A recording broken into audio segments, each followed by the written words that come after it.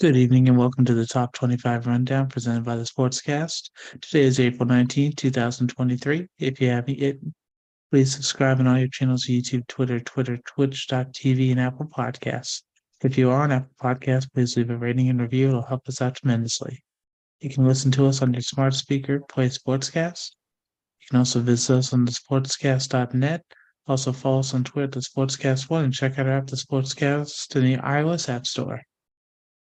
Hello, my name is Alan West, and welcome to the Top 25 Rundown. I am joined tonight by Bob Alvis, high school sports commentator, public address announcer for the Lynchburg Hillcats, host of the Sports Cafe, and multiple other jobs and activities.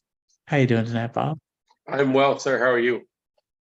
I am doing pretty well, and looking forward to some of the stuff we get to talk about today. First of all, before we get into sports, I wanted to bring up how in the Lynchburg area, they just lost a head track coach, assistant football coach, Rufus Knight.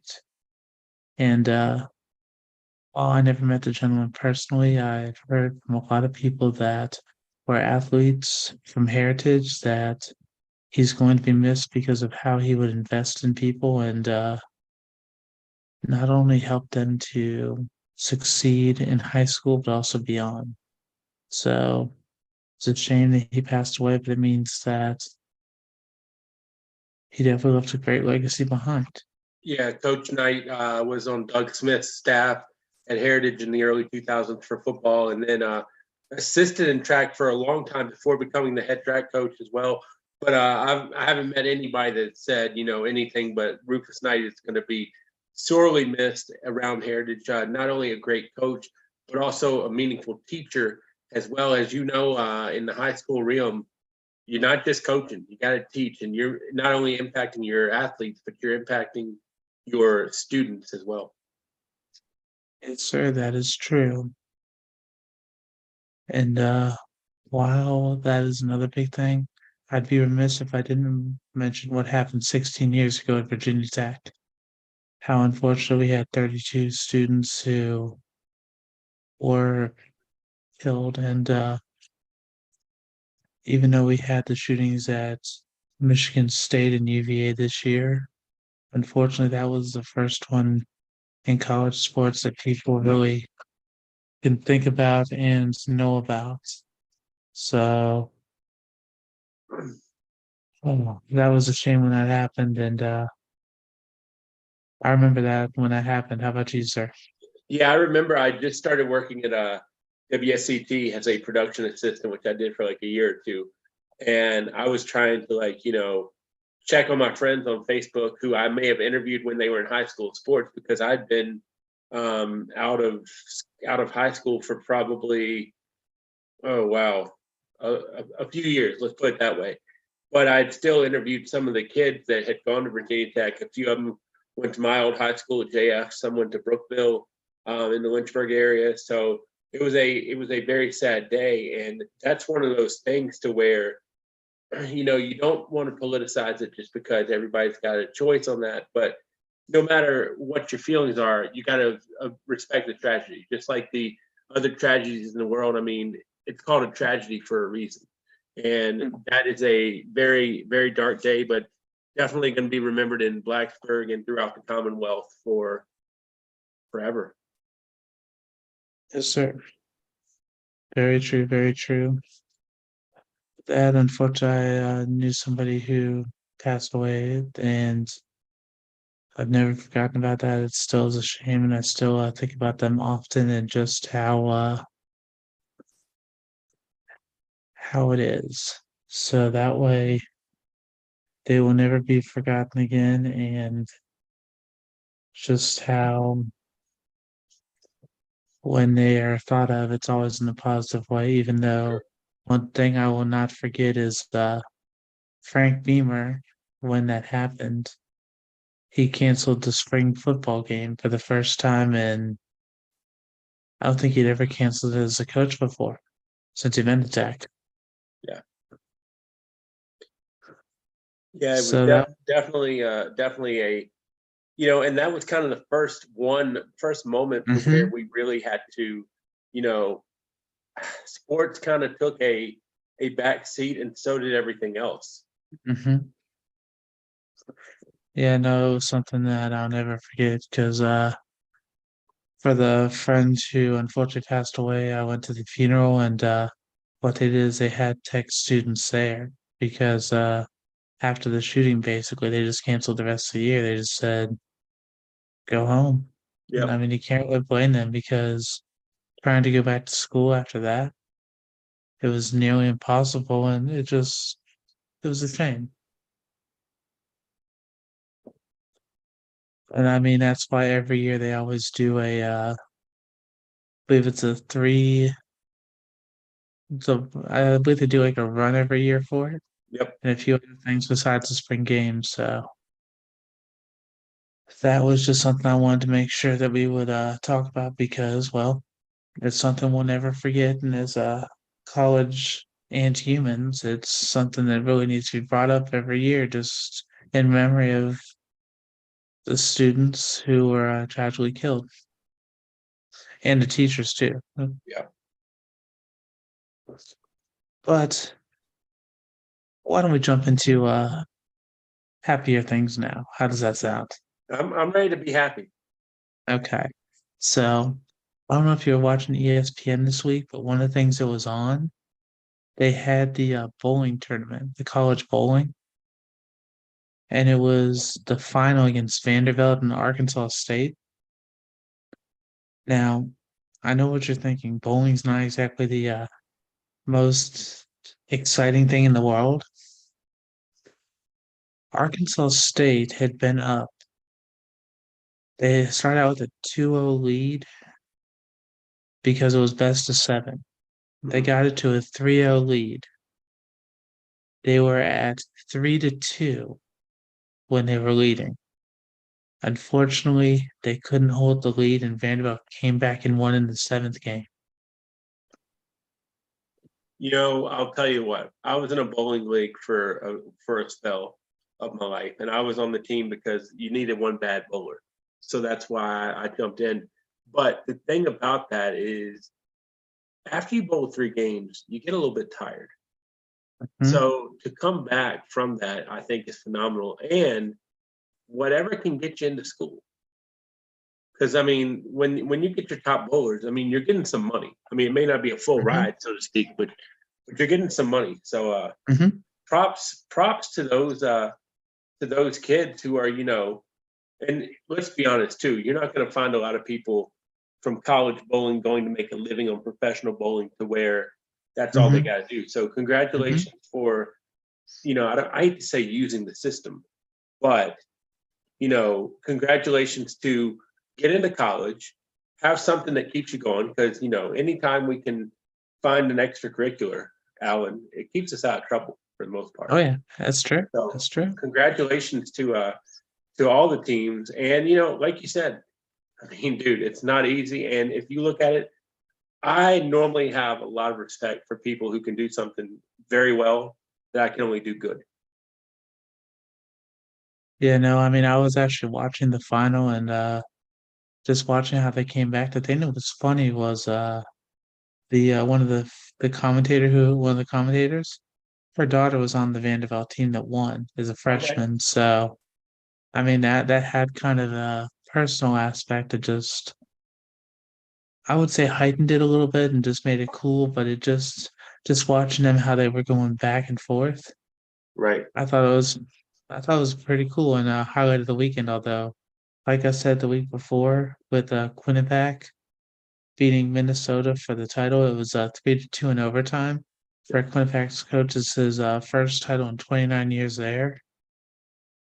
The thing that was big about that was Quinnipiac won the men's hockey title and the Connecticut men won the men's basketball title, and that was the first time that happened since like 1977. Yep. Which, when they both win in the same state, that's pretty impressive to me. I don't know about you, so Well, and Connecticut's not the size of California or no. Texas. So to do it from a state like that, yeah, I'm in total agreement with you. And I don't know about you, but to me, hockey is one of those sports to where it's addictive. I mean, and especially once you get into tournament hockey, Hmm. playoff hockey, overtime hockey, it's almost like if you don't have batteries in the remote, that's okay because you're not going to turn the channel. Mm-hmm. That's true. I mean, sometimes it's a little bit harder to watch during the regular season, but I mean, when it comes to tournament time, even Yep. though you know that people always talk about the men and women's tournaments as the main things, but also you're starting to see people watch the Frozen Four a little bit. Then also coming up, we got the Super Regionals for the women, and then we got the College World Series for the men. I mean, it's going to be pretty good, and then also lacrosse is something you always want to look at as well. It used to be a situation to where you would watch your college bowl game and you would watch Mm-hmm. the NCAA Final Four. And I mean, people will look at you really weird, but there used to not be all the first and second round games of the NCAA tournament weren't on TV. I mean, they were on delayed or they were on cable or, it was regionalized. Mm-hmm. So not, I mean, they would do cut ins a lot. So that's before we really got into it deep, but it's very weird of how, I think the thing, and not to get off on a tangent here, but if you look at your college football, I'll use as an example, your Mm-hmm. big schools used to be able to recruit the best players because Nebraska was on TV every week, Notre Dame was on TV, Miami was on TV because they were the good schools. But now every Power Five school is on every week, just about because you've got the SEC network, the ACC network, regional Mm-hmm. sports networks. So everybody's on TV. So if somebody wanted to say, "Hey, I can't get attention because I'm going to XYZ school," Mm-hmm. well, no, you are going to get attention because I mean, everybody gets attention now. I mean, even the Liberty Flames signed a contract with ESPN Plus to where, Mm-hmm. granted, they do most of the games in house to where they produce them and everything for the home games. But still, I mean, you got to think you got about 5 or 6 home games a year. That's half your season. Oh yeah. So I think it's a great thing that more college sports are on, especially with the ACC network, the SEC network. No, Texas had formed their own network. So, Mm-hmm. you can even see what I would call the Olympic sports, which is softball, baseball. I have two friends that pitch in the ACC, Eden Bigham at UVA and Millie Thompson at Clemson. Fun fact, Millie and I share the same birthday, by the way. But you can now watch UVA and Clemson softball play, regular season games to where that would used to not be an option at all. Mm. That is definitely cool. One other thing this weekend, I don't know if you saw, but there was the women's gymnastics that happened. Mm-hmm. Oklahoma won their sixth national championship since 2014. So that's pretty impressive. And then Florida has a gymnast, Trinity Thomas. This was her last event to compete. She got her 28th career perfect 10 score. Wow. I can't even tell you 28 things I've done good, much less perfect. Well, I mean, that's why when I was taking a look at some of the information here, that was one thing I saw. I was like, yeah, I think we got to bring that because that's pretty impressive. Sure, I mean, sure. hats off for I believe it was UCLA, Florida, and Utah were the four teams that made the finals. So I mean, it turned out really well. But yeah, Oklahoma, they literally just took control in the first rotation. It was over after that. They never gave up the lead, and it was a battle, but still they were able to hold on. So congratulations to the Sooners for that. Yep. Also taking a look at another thing, men's college skiing. You see that Utah won the 2023 skiing championship, so congratulations to them. Just because I want to try to hit a few sports we don't always get to today. But one thing I did want to mention, since we were pretty in depth about the NFL draft last weekend, we had the WNBA draft the weekend, a few days before that. So I don't know if you saw that draft or not. Yep. Or so you saw that Leah Boston was the first pick, like everyone thought. Right. Then Diamond Miller went second. Then Maddie Siegrist went third. Stephanie Suarez won fourth. Lou Lopez Senechal won fifth.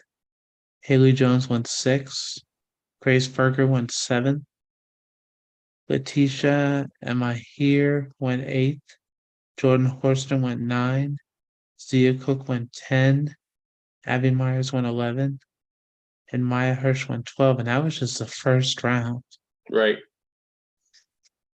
Yeah, And I mean, and if you look at LSU too, I think LSU is going to be very good next year as they are in the running for Haley Van Lith, who is transferring from Louisville.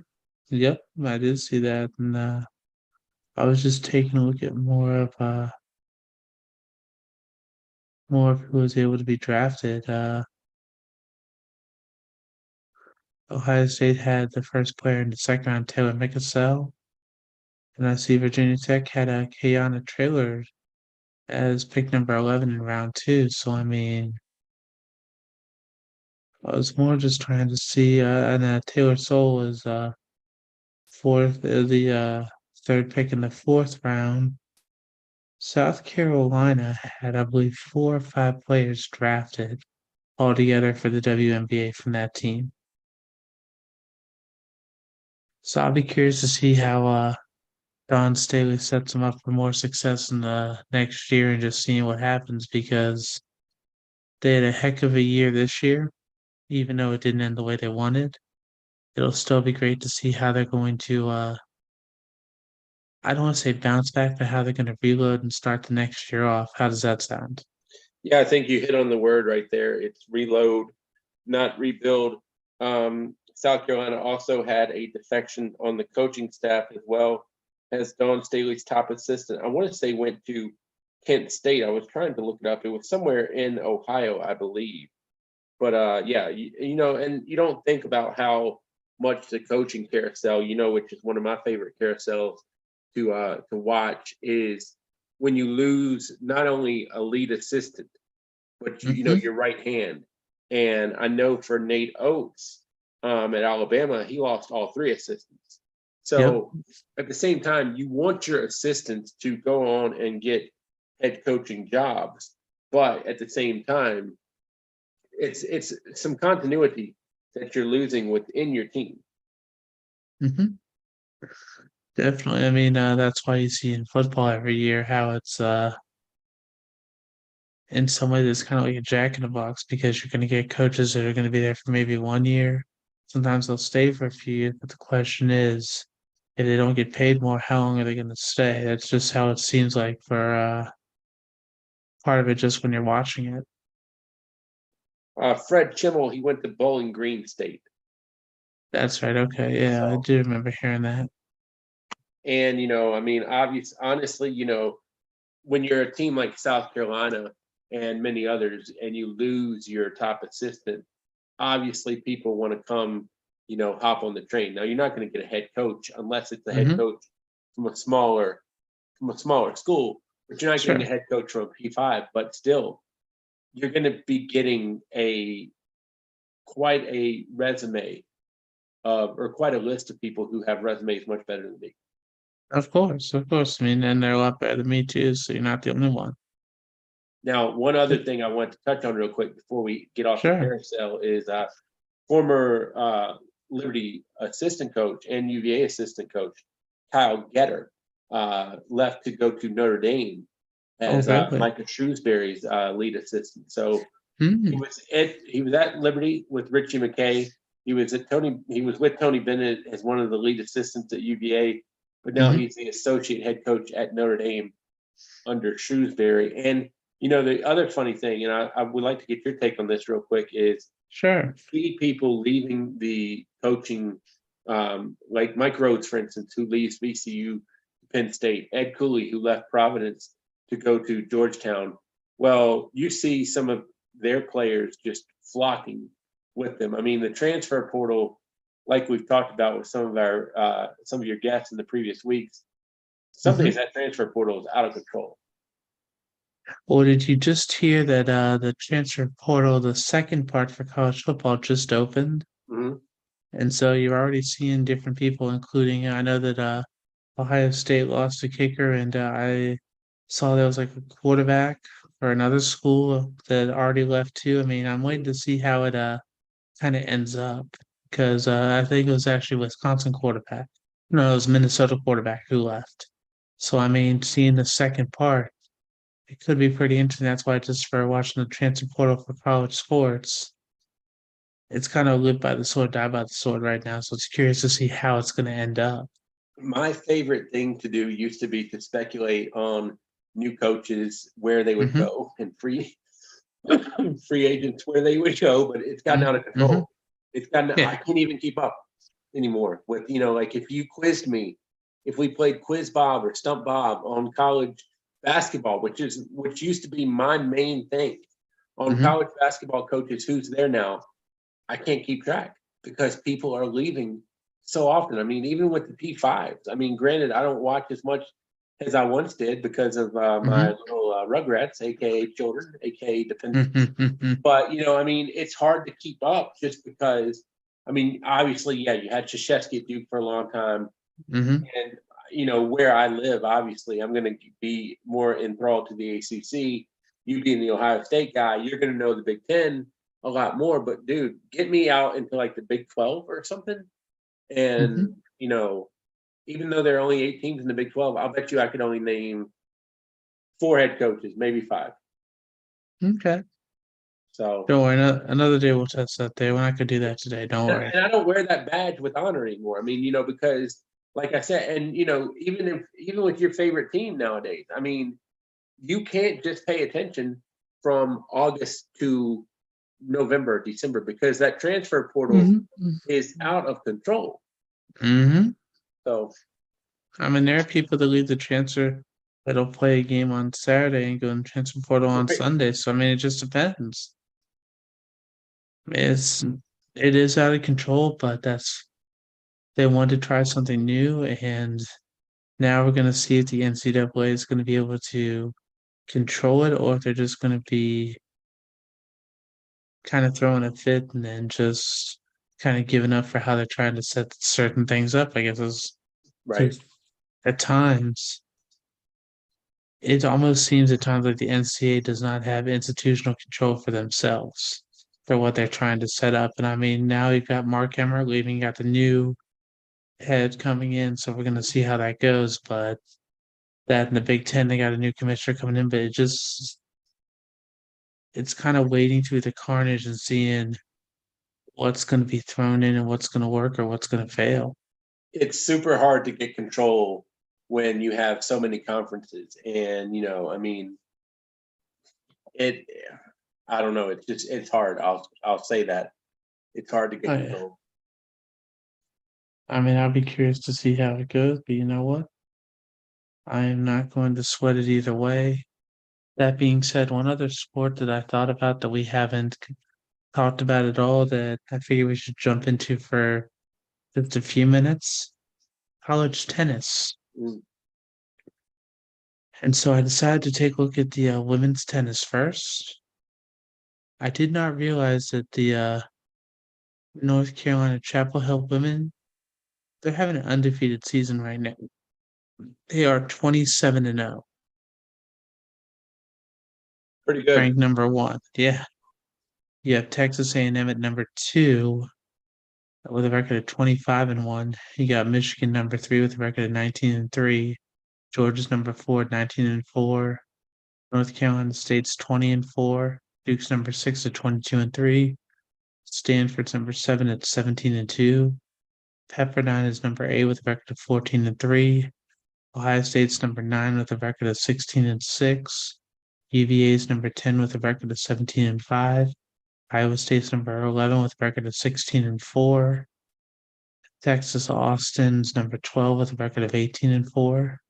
The U is number 13 with a record of 14-6. Oklahoma's number 14 with a record of 18-8. Tennessee Knoxville is number 15 with a record of 18-4. Auburn's number 16 with a record of 18-7. Florida is number 17 with a record of 15-6. Oklahoma State's number 18 with a record of 14-6. UCLA is number 19 with a record of 11-6. Georgia Tech's number 20 with a record of 13-8. Arizona State University's number 21 with a record of 16-5. University of Washington number 22 with a record of 15-7. Notre Dame's number 23 with a record of 15-9. University of Wisconsin-Madison number 24 with a record of 16-5. And Florida State is number 25 with a record of 15-9. Now, when I was looking through all these, I only saw one school out of the Power Five conferences, and that's Pepperdine.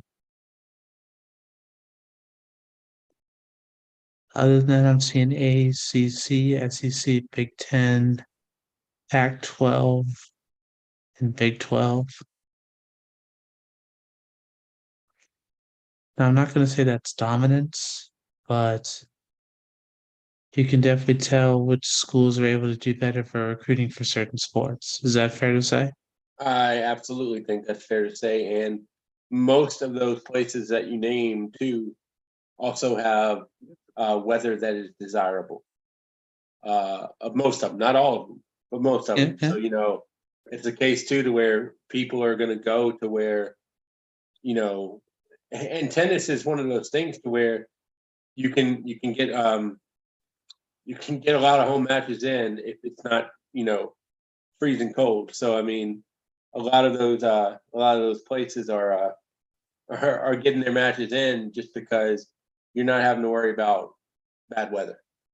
Exactly. So let's jump over to the men's side and got a shock for you here.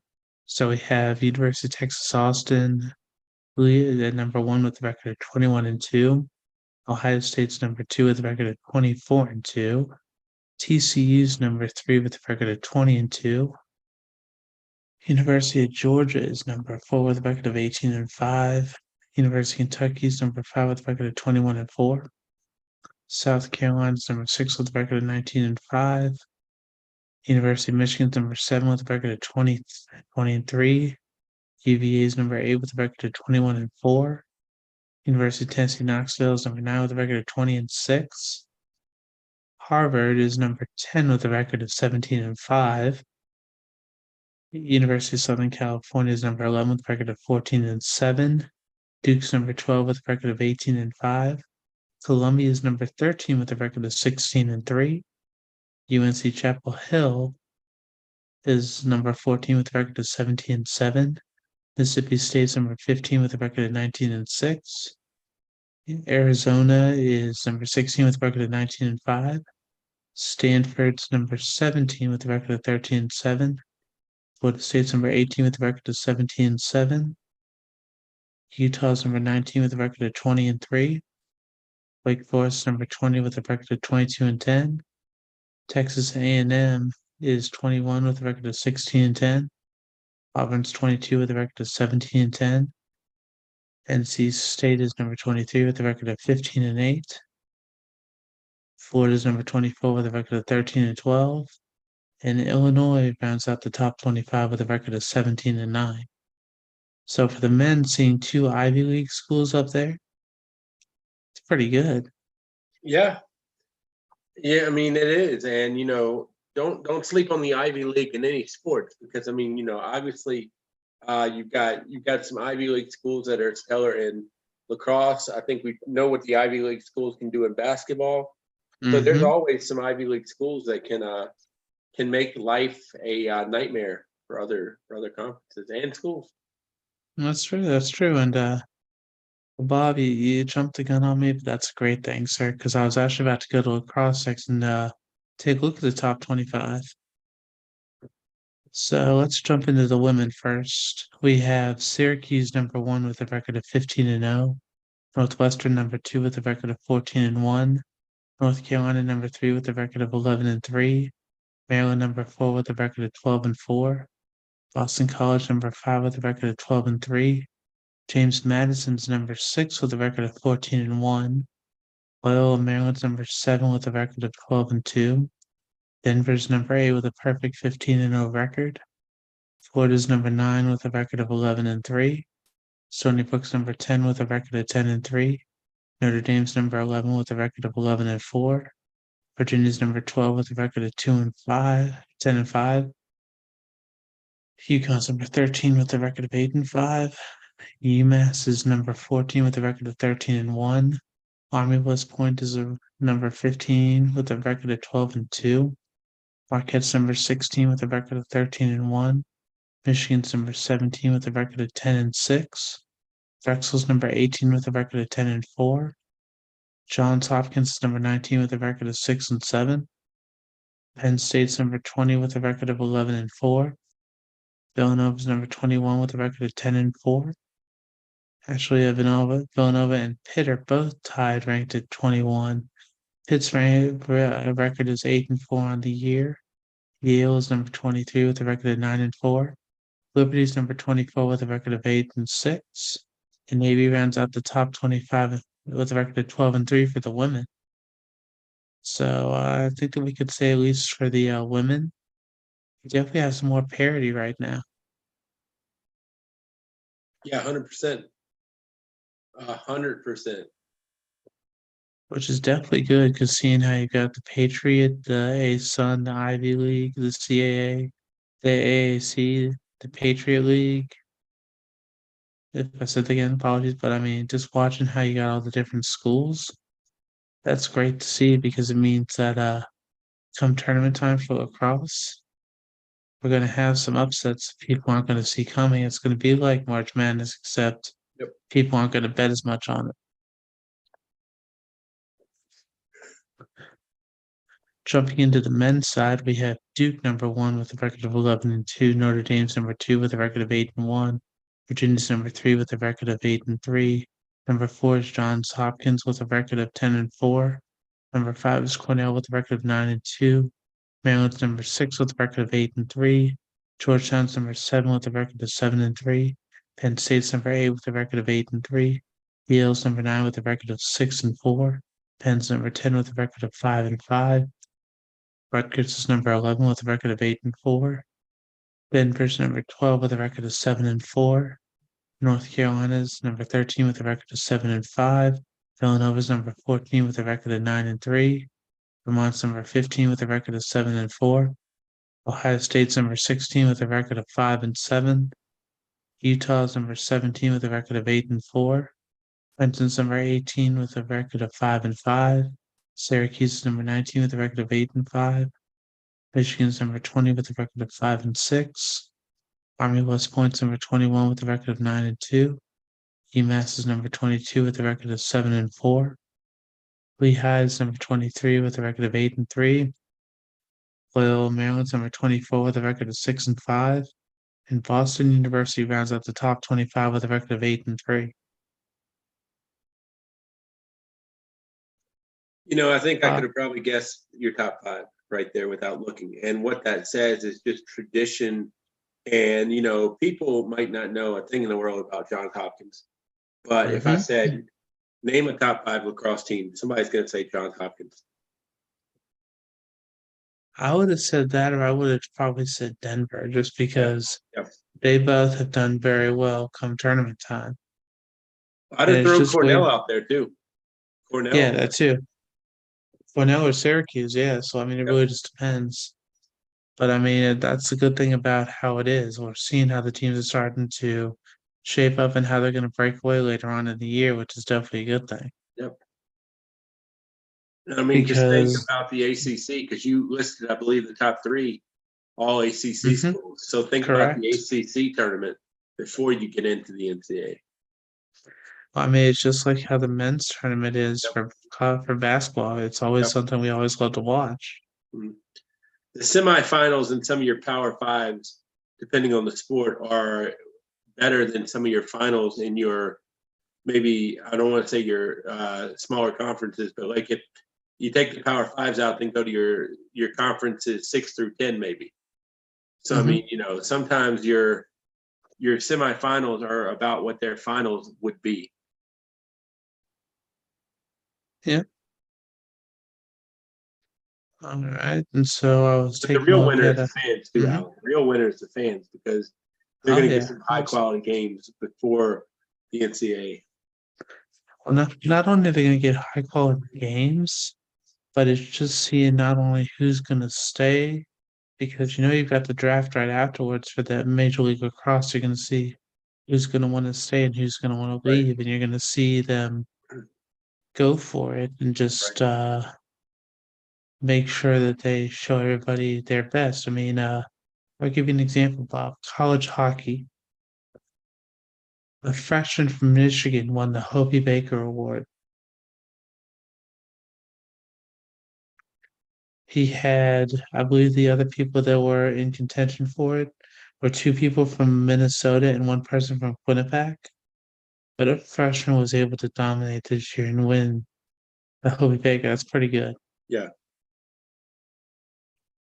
So, I mean, it's always great to be in fans so we get to watch the games and see how they turn out.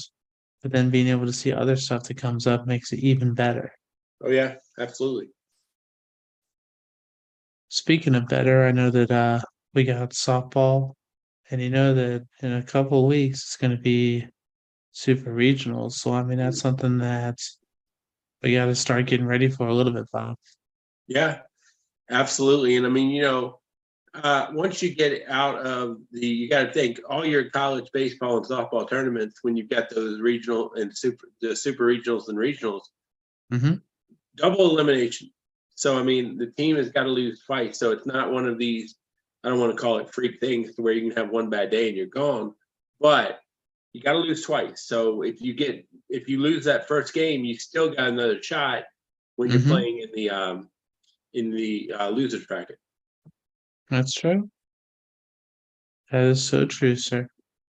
Real quick, why don't we go through a quick rundown for the top 25? We got Oklahoma at 39-1 at number one, UCLA at 39-4 at number two, Oklahoma State at 39-4, number three. They may drop since they lost to Wichita State. We're going to wait and see on that one. That was a huge upset. Tennessee's back in the top five with a record of 34-5. Florida State's number five with a record of 35-8.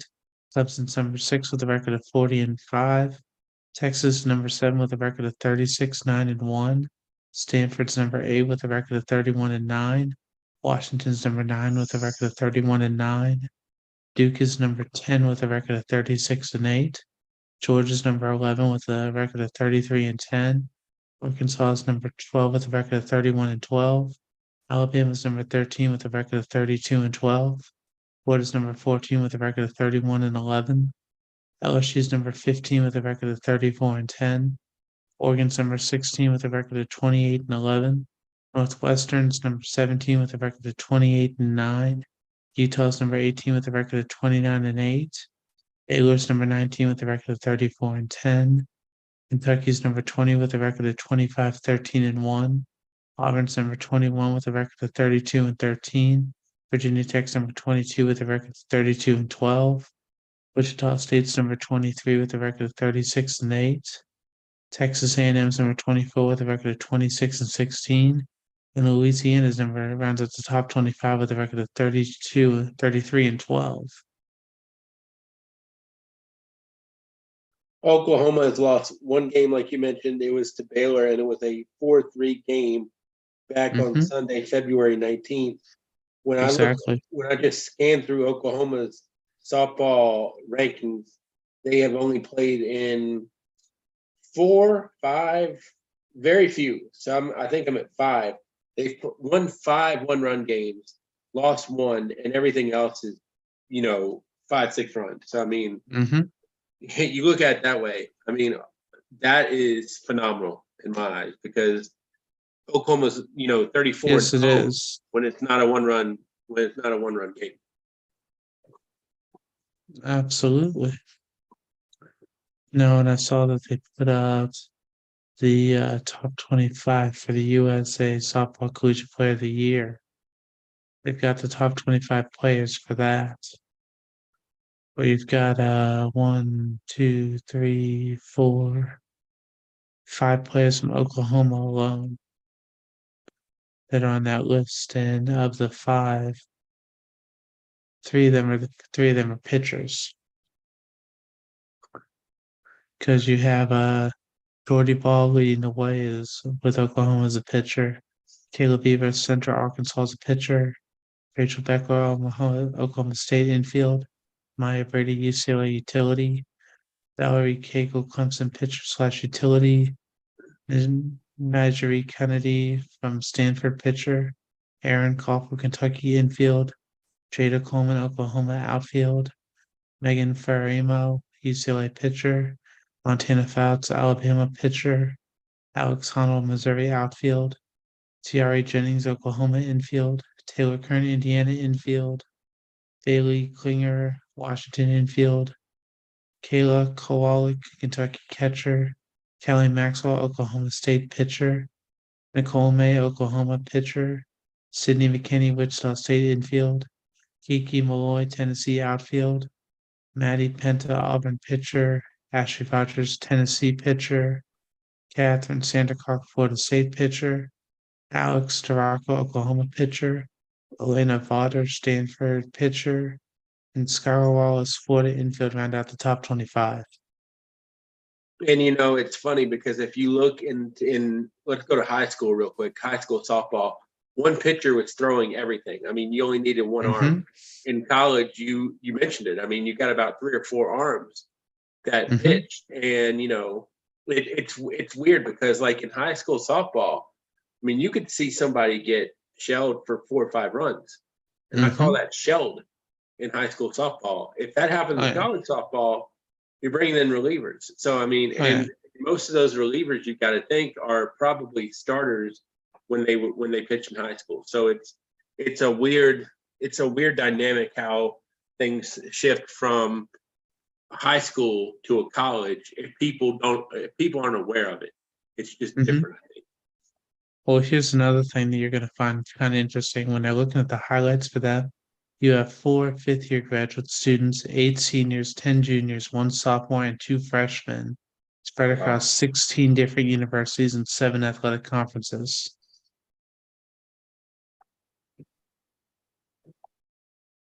I mean, when it has the SEC leads representation with 6 member schools, Pac-12 has 3, ACC and Big 12 have 2, the AAC, ASUN, and Big 10 each have 1.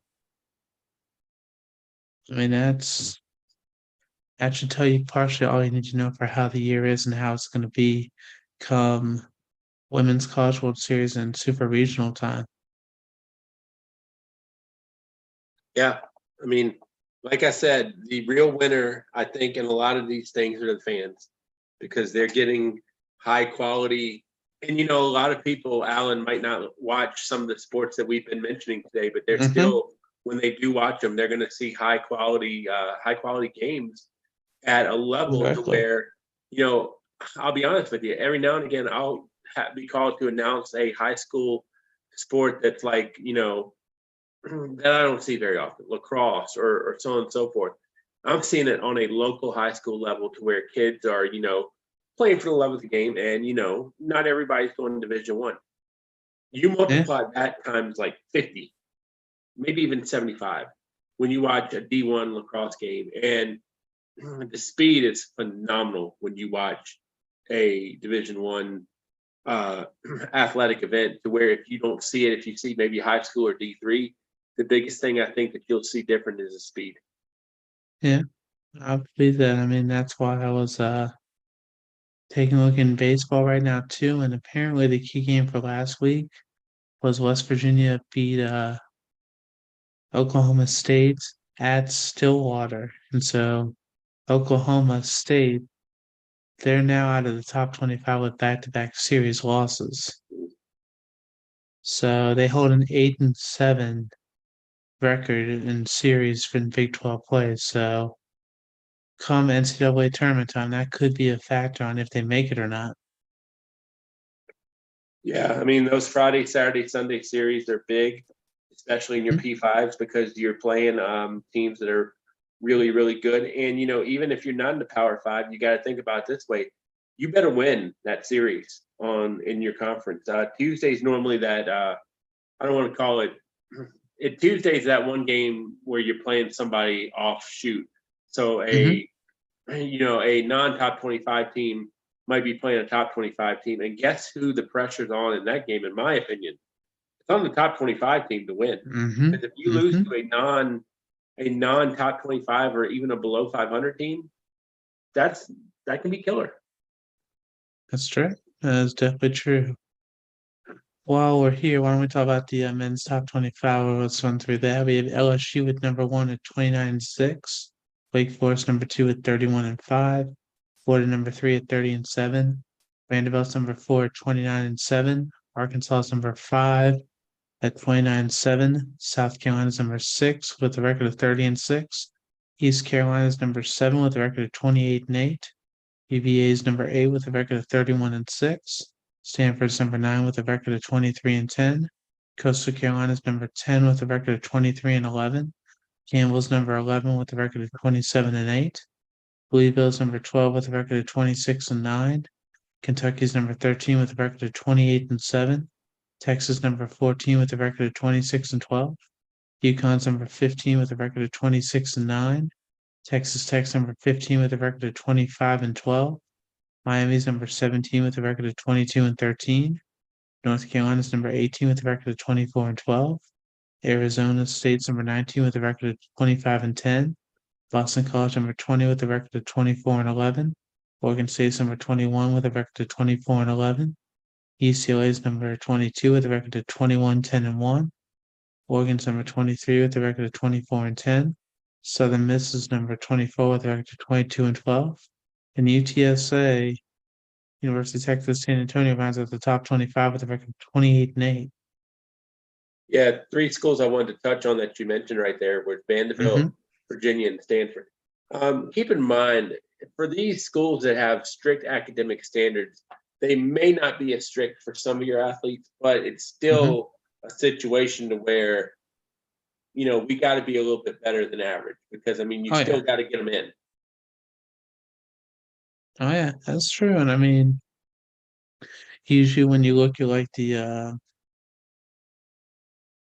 hosting for the men's baseball tournaments, usually UVA is one of the main places where they always have one of the host cities for the team. So yeah, Davenport Stadium is a nice place too. I mean, you got to think too. A lot of times when you get into hosting, you've got to have a venue that can hold everyone, and that's a big thing. So yeah, it should be fun. And obviously if you're a school that's near Virginia, you want to be playing at UVA, as weird as that may sound, just so you're not traveling from, like if it was George Washington or Maryland, you don't want to be going all the way down to Florida. That's definitely true. And well, I mean, it's going to be a lot of things we're going to have to watch out for just with how sports are going to be going and just different events, I guess, best way to put it. Also, I was taking a look at some of the draft, some of the predictions, since I know that was something that we were thinking about before. I know that they were looking, and some people are saying that Bryce Young could now be the number 1 pick over CJ Stroud. Yeah, it's going to be very interesting. I mean, you got your quarterbacks that are going to obviously dominate because they are the key position players. I'm not an NFL draft expert by any stretch of the imagination, but I just wonder, when you're taking a first round guy, you normally want him to be a franchise guy. And has our definition of franchise quarterback dwindled over time? I mean, I don't know. I don't know the answer to that. But I mean, when you look at, players coming from the SEC out of Kentucky with Levis and out of Florida with Richardson, I mean, you're counting on those guys to be franchise guys. I don't think as many people have that issue with Young and Stroud, but it's a situation too to where quarterbacks are not just passers anymore. I mean, their legs are some of their meal ticket as well. You see that in the NFL with Lamar Jackson, Jalen Hurts, who's now the highest paid NFL player in the history of the game. But the pocket passers are going the way of the dodo a little bit in terms of, you got to have legs. And I'm not saying you got to be Walter Payton out there running around, but I mean, you've got to be able to escape pressure, because guess what? The defensive ends and the linebackers are really, really quick at that level too. So, so we'll see. Well, That's true. That's true. I mean, one thing I remember is Michael Vick Mhm. when he was on the same team with John Abraham. Yep. He would always comment that John Abraham, no matter how many times he tried to get around the outside, John Abraham would always catch him every time. The And thing I Michael said Vick about hated that. Michael Vick when he came out is you're not playing Rutgers and Temple in the NFL. Nope. Oh no. And, I mean, every school, now the Power Fives are getting the best of the best, but I mean, at a certain point, you're not getting, the speed you see at the NFL level is going to be so drastically different than what you Hmm. saw at the college level. And I think that's where people question sometimes. The guy that sticks out to me recently is Carson Wentz. Not going to a Power Five college, can he get it Hmm. done? Now he's won a Super Bowl, but I mean, that's the deal that I see. I see the face you're making, by the way, but that's what you're dealing with in terms of you got to have a guy that has legs. Wentz had legs better than the average bear, but you know, now he's hopping around for a job. Yeah, but the thing is for Carson Wentz, everywhere he's been, he's gotten injured during the year. He's been able to Mhm. come back in big games, but during the regular season, he's always been injured Yeah. at one point or another, and someone else had to carry the team till he could come back. So that's why with the Commanders, when he went there, they had to eat all the draft picks they gave up for him, and then they just cut him because as much as they wanted to see what he could do once they saw what happened, they're just like, yeah, it's not going to work. And it was a shame. But I mean, I respect that he won a Super Bowl, that he won two or three national championships in South Dakota State. But the thing is, if you're not going to have durability, you're not going to be in the league. I mean, one thing I saw when I was watching the NFL show earlier today, they were saying the 49ers are fielding calls for Trey Lance. Hmm. Trey Lance is still going through rehab for his ankle. And one other draft pick we didn't mention for our quarterback was Herndon Hooker out of Tennessee. Yep. So, I mean, we're going to see how that goes for him since, I mean, before he tore his ACL, he was, in some ways, I would say he almost was a runaway Heisman winner had he not gotten hurt because of how he had Tennessee rolling. But I'm with you. unfortunately, it happened. And so it's seeing how he's able to go through his recovery and just what he's able to do because sure, you saw what happened for the different players. Now it's just watching what they're able to do and how they're able to come back from the different injuries and other things they're going through. I'm curious to see that and then see how the draft goes just because, well, by the time we come back next week, we got our draft show. So that way we can make bad predictions for who's going to be drafted and how high. Yeah, and I'm you hit the nail on the head too about like I mean I think you were saying it's absurd that Trey Lance is getting there's trade offers for him. mhm, I mean if Brock Purdy doesn't play well in the playoffs, we're not talking about this. I mean mhm. but because one guy like you talked about with your friend Carson Wentz, one guy comes back in big games, plays well, well then your top draft pick or your quote unquote gonna be franchise guy becomes expendable. Why? Yeah. I mean, I don't understand it. Yeah, well, I mean, that's why some people at times call the NFL not for long. So, I mean, it Mhm. really just depends on how it goes. But, Yep. well, Bob, if someone was going to make a mistake and try and get in touch with you outside of here, I know it is dangerous and probably could be a mistake at times, but, how would they do that? Yeah, we really don't advise it, but you can go to Twitter. The Sports Buffet is your best bet and quickest bet. You can find some people that have my phone number, email the sports buffet at iCloud.com, the Sports Buffet podcast on Facebook, and I try to put some of my videos up on YouTube as well. But I normally link everything that I do, whether it's audio interview or video interview, on the Twitter. I understand, sir. Yeah, no, I do have my Twitter, Alan F. West. I am going to post on there someday. It's a work in progress. So, I mean, that's like the longest running joke on the show right now is trying to figure out what I'm going to post on there again. So we'll figure that out. I do have Facebook and Instagram, Allen.west.46. I mean, we'll see when I post on there occasionally, but usually if it's not something with me and my daughter, I try to just stay off of it. So we'll see what happens. That being said, you can always check on our for the sportscast at the Sportscast One or go to our website, thesportscast.net. But this has been the top 25 rundown. My name is Alan West. That's Bob Avis. We will see you next week.